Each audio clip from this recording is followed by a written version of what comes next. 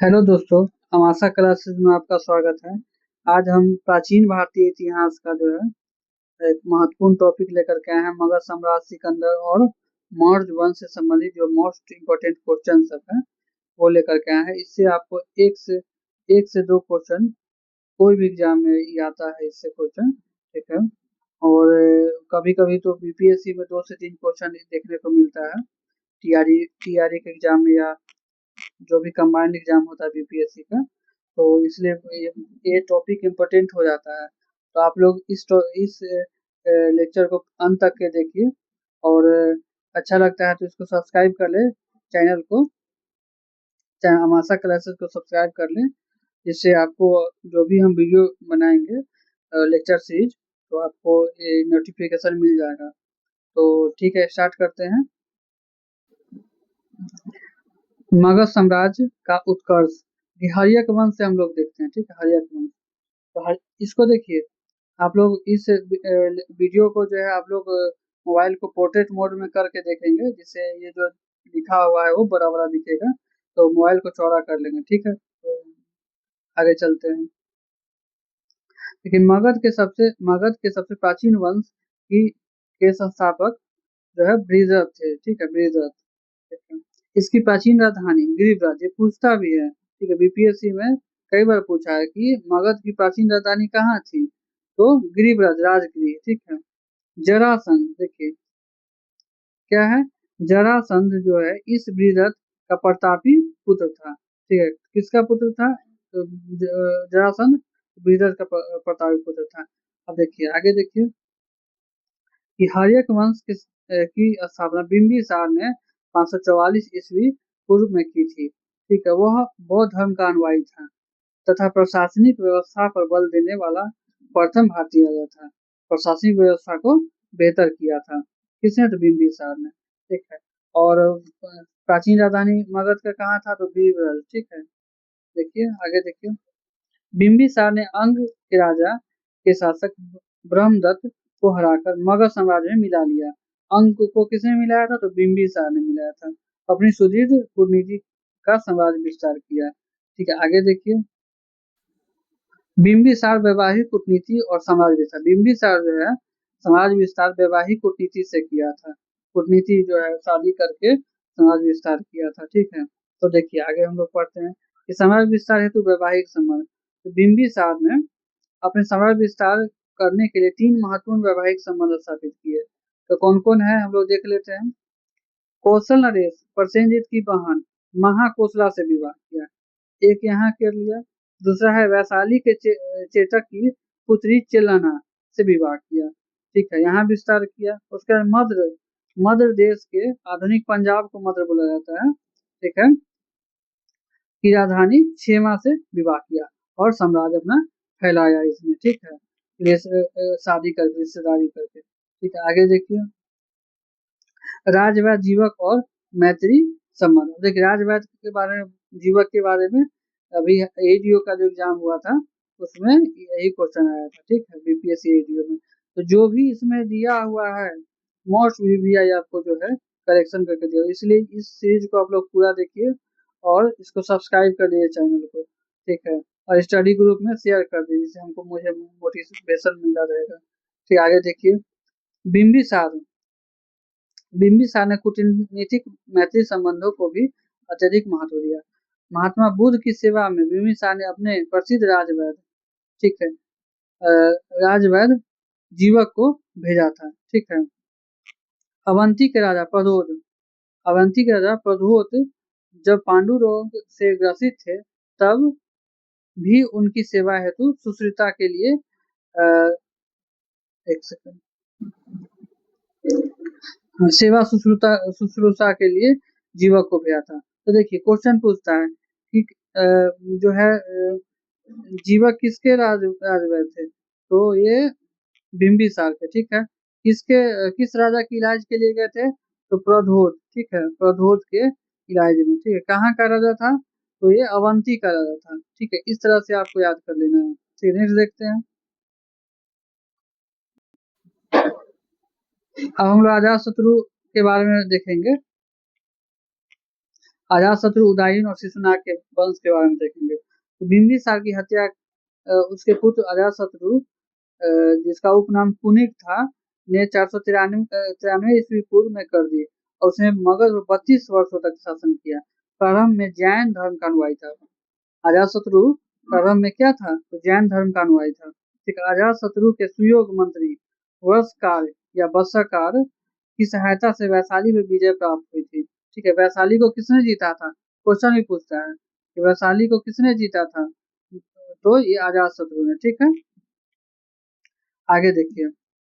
युद्ध में प्रथम बार रथमूसल और महाशिला कंठक, ये जो है युद्ध करने का जो है ये हथियार है, रथमूसल और महाशिला कंठक का प्रयोग किया था, गुप्त हथियार का प्रयोग किया था। 461 ईस्वी पूर्व में अजातशत्रु की हत्या उसके पुत्र उदयन ने की। ठीक है, जिसने गंगा सोन के संगम पर पाटलिपुत्र की स्थापना की। ठीक है, आगे देखिए। अब सिकंदर का जो है के बारे में पढ़ेंगे। 326 ईस्वी पूर्व।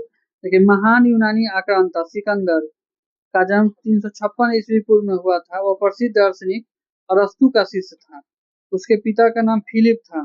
ठीक है, क्या था? फिलिप था। ठीक है, सिकंदर को पंजाब के राजा पोरस के साथ युद्ध लड़ना पड़ा, जिसे हाई डेस्पिज या झेलम बितस्ता का युद्ध कहा जाता है। सिकंदर की सेना ने ब्यास नदी पार करने से मना कर दिया। तो कौन सा नदी पार करने से मना कर दिया था? तो ब्यास नदी पार करने।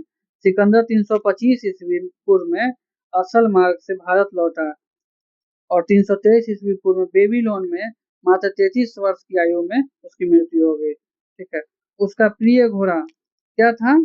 उसके प्रिय घोड़ा का क्या नाम था? तो बुकेफला, बुकेफला या बाउकेफला को बोला जाता है। ठीक है, आगे देखिए। आगे देखिए, हम लोग पढ़ेंगे मौर्य साम्राज्य और संस्थापक चंद्रगुप्त के बारे में पढ़ेंगे। तो मौर्य वंश के महान संस्थापक चंद्रगुप्त मौर्य का जन्म 345 ईस्वी पूर्व में हुआ था।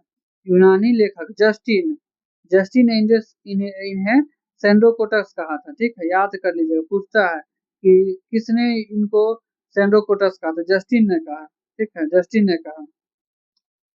नंद वंश के अंतिम शासक धनानंद को हराने में चाणक्य, कौटिल्य, विष्णुगुप्त ने चंद्रगुप्त की सहायता की थी, जो बाद में चंद्रगुप्त के प्रधानमंत्री बने। चाणक्य रचित चाणक्य रचित पुस्तक अर्थशास्त्र राजनीतिक पर आधारित है। आगे देखिए। चंद्रगुप्त मौर्य ने जैन गुरु भद्रबाहु से जैन धर्म की दीक्षा ली थी और अपना अंतिम समय कर्नाटक के प्रसिद्ध तीर्थ श्रवणबेलगोला में व्यतीत किया था। यानी अंतिम में वो कौन से धर्म अपनाए? जैन धर्म। ठीक है, चंद्रगुप्त मौर्य के द्वारा। नेक्स्ट देखिए। चंद्रगुप्त मौर्य, सेल्यूकस और मेगास्थनीज के बारे में हम लोग देखेंगे। तो चलिए देखते हैं। 305 ईस्वी पूर्व में चंद्रगुप्त ने सिकंदर के सेनापति सेल्यूकस निकेटर को हराया और संधि के अनुसार सेल्यूकस ने अपनी पुत्री कार्नेलिया का विवाह चंद्रगुप्त से किया और काबुल, कंधार, हेरात और मकरान, 4 जगह, देखिए याद रखिएगा, 4 जगह जो है काबुल, कंधार, हेरात और मकरान उसे दे दिया। सेल्यूकस का राजदूत मेगास्थनीज सेल्यूकस का राजदूत मेगास्थनीज चंद्रगुप्त के दरबार में रहता था। मेगास्थनीज द्वारा रचित विश्व प्रसिद्ध पुस्तक इंडिका, याद रखिएगा, इंडिका, इंडिका के बारे में पूछा किसने लिखा? तो मेगास्थनीज ने। ठीक है, मौर्यकालीन समाज और पाटलिपुत्र नगर प्रशासन का भव्य वर्णन मिलता है। मेगास्थनीज के अनुसार पाटलिपुत्र एक विशाल प्राचीर से घिरा हुआ था, जिसमें 570 बुर्ज और 64 द्वार थे। राजा का महल काठ लकड़ी का बना था, जिसे नक्काशी से सजाया गया था। चलिए नेक्स्ट देख लेते हैं। अब हम बिंदुसार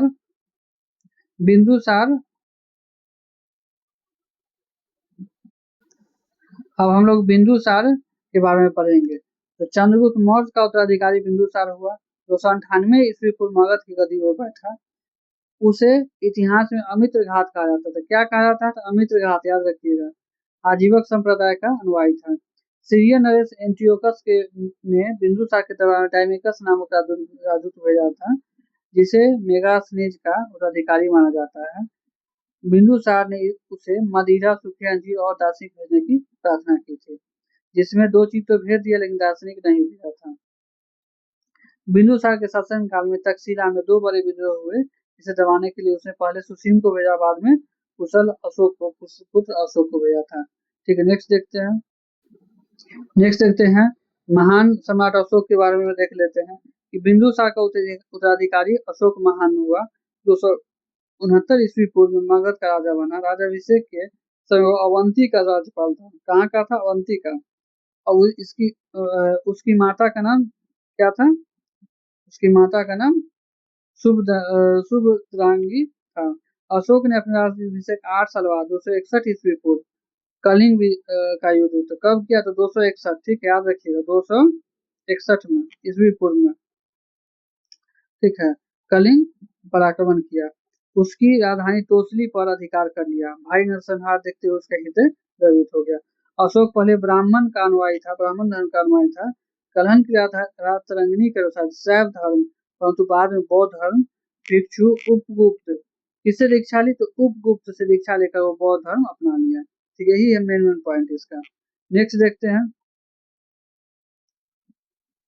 नेक्स्ट है कि अशोक के शिलालेख और उसकी भौगोलिक स्थिति।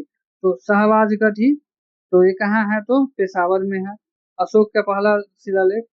दूसरा है कि मनसेरा, हजारा पाकिस्तान में है। तीसरा है कालसी, उत्तराखंड में है। चौथा गिरनार, गुजरात में है।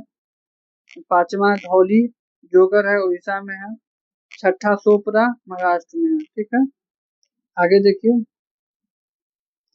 शिलालेख में वर्णित विषय वस्तु तो क्या क्या था? पहला में क्या है? तो पशु बलि की निंदा की गई है। ठीक है, पहला में प से पशु बलि और प से पहला, याद रखिएगा। आगे देखिए।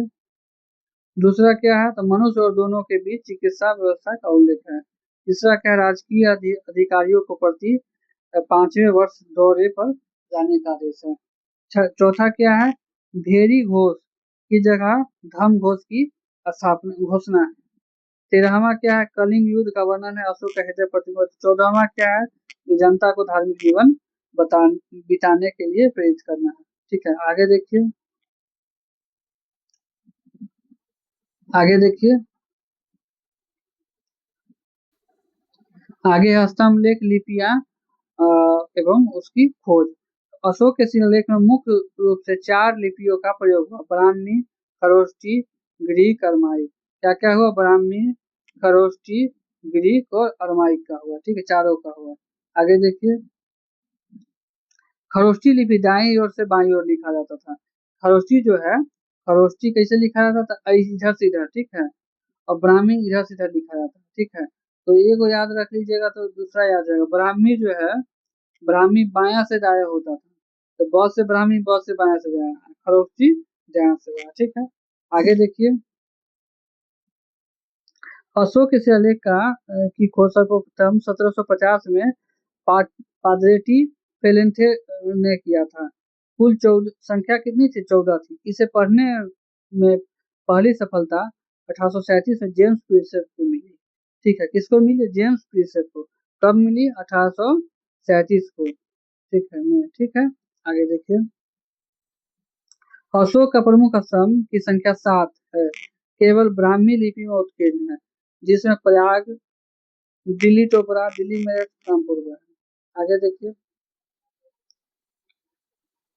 इसी के साथ ये जो है, इसी के साथ ये जो है मोस्ट इम्पोर्टेंट क्वेश्चन का लेक्चर ये समाप्त हुआ। और यदि आपको ये क्लास अच्छा लगता है तो आप यूट्यूब को जो है सब्सक्राइब कर लीजिए। ठीक है, और इसको शेयर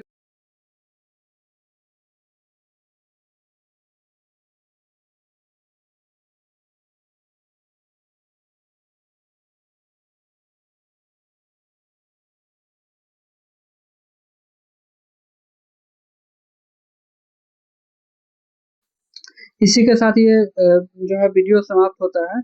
तो आपको यदि वीडियो ये अच्छा लगता है तो आप इसको चैनल को सब्सक्राइब कर लीजिए।